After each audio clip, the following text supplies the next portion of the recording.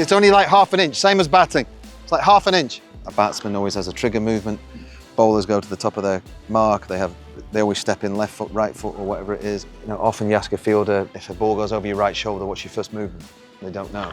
It's more complex with fielding because it's an open skill, and often the player's knowledge of their own methods is scant.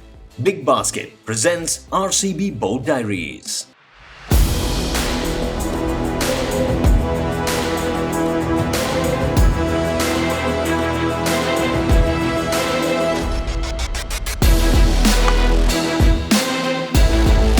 Good hands, great hands.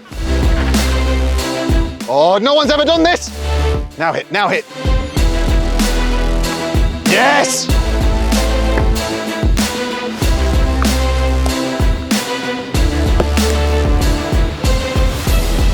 Richard Halsall, everyone calls me Stick. I'm the fielding coach and I look after training. Both of them.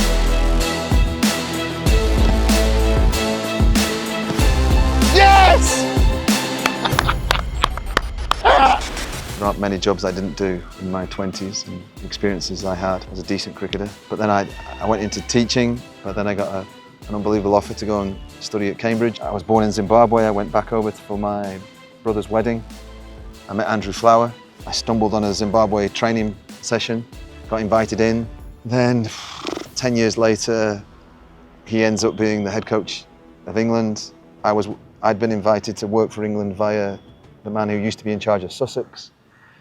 So many coincidences which you can't work out. So a series of odd dominoes which just fell in my favour.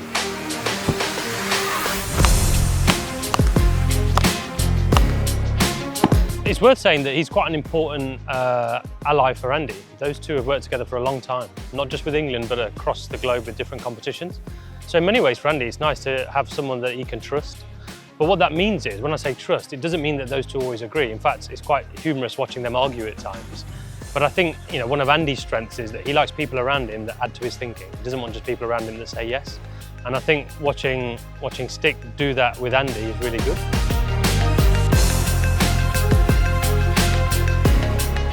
If I ever had anyone who I thought that's why fielding is important, it was Viv Richards.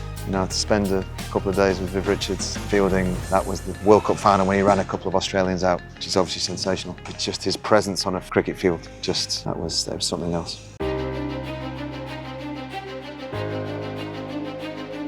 I think probably the biggest impact was the rise in the physicality of the players, because without that physicality, you don't get outstanding fielders. A lot of the players taking enormous pride in, they copy other sports, where you see phenomenal athletes. They want to affect games of cricket, and they know by being physical you can do that.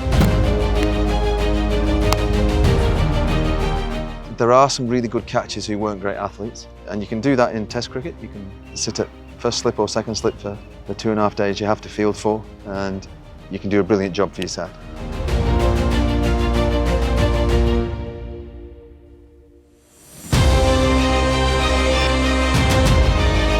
But in T20 cricket now, there are very few hiding places. Unless you've got an outstanding bowling attack where the ball only gets hit where it's supposed to all the time, those 9 fielders will be exposed at some stage. Invariably in fielding, there's that's the moment as the ball gets hit to you in the air as a catch. Or on the floor when you see a run out, there's that moment of, you're trying to shorten that moment of fear, panic, whatever it is, or the ball's coming at me, to executing your skill. So fielding, I think, is a combination of that warrior and assassin. You've got to be a warrior when you have to dive, full length, ball hits you, you're sprinting, you're diving full length, it's physical, really physical. And then the warrior is the bit right at the last moment when you're on the rope and you can go.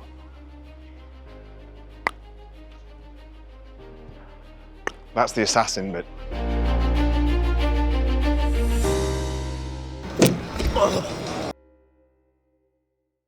So in terms of when you're practicing, if there isn't that element of, there's a little, you've just been prodded a little bit, it's not very real. So I'm constantly trying to replicate a match situation. The reason we do this, when we do it with it's controlling your anxiety. Because there's an odd one that's horrible. If you let that creep in, then you miss the, You're trying to make sure they've got processes embedded in terms of their fielding because they don't think about that. You think of it. It's been quite dramatic how much fielding is talked about in terms of affecting teams' performances. I'd say in reality, the actual attention to specific individuals, I still think it's a long, long way behind the other two major disciplines. In a world that I'm in charge of, if you think of the attention a wicketkeeper gets, that would be the sort of detail you'd go into with every single fielder, every single person within your team. That thing about getting to wherever the drop zone is, get there, and then slow. Don't try and time it so you don't want to arrive at the same time as the ball. Good man. He really, really cares about his players, like a good teacher cares of their students. And the players really value the fact that he cares. And one of his strengths is that he's an unconventional thinker. So he's quite creative, he does things differently, he's prepared to challenge convention.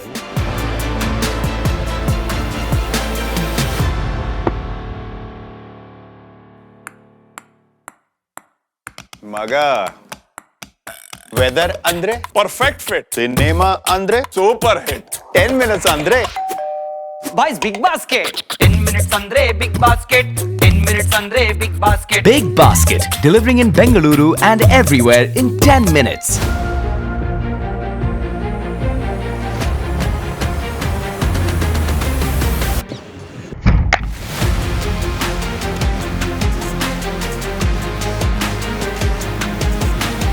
I'm not sure if I was the first one to use a bowling machine in fielding, because I saw it being used in hockey. They were using it to try and replicate the power for a goalkeeper.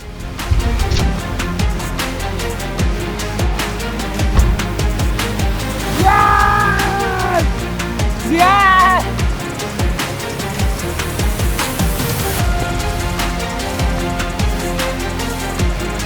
The best skill there was in cricket was the slip catching.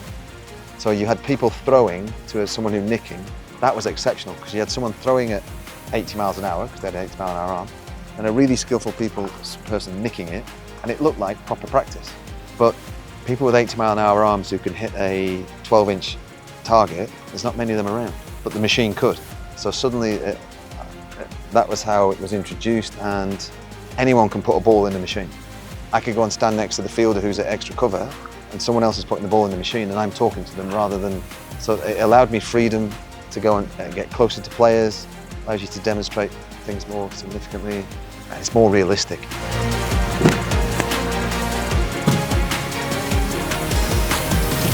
Yes!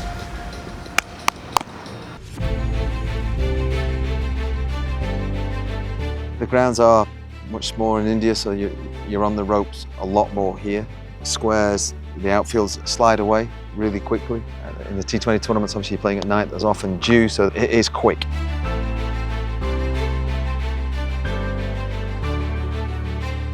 The finest fielders I have worked with. Andrew Flintoff catching. Then in the outfield and so on, Paul Collingwood, obviously within India, people like Virat, Manish Pandey, Mayank Agrawal just really recently, phenomenal. They all have different elements. They've got an element of joy to their fielding.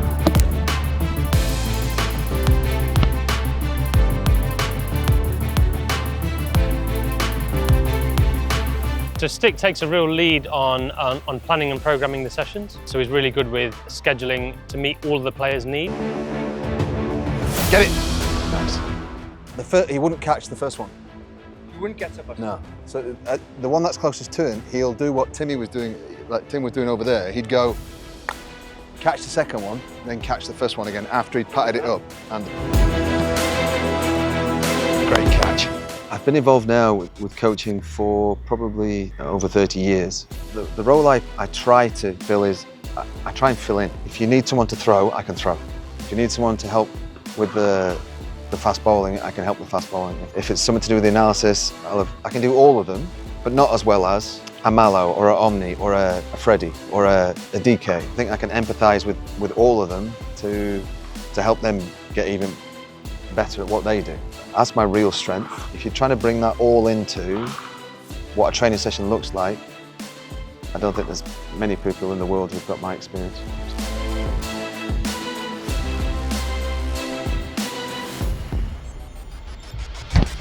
Big Basket presents RCB Bold Diaries.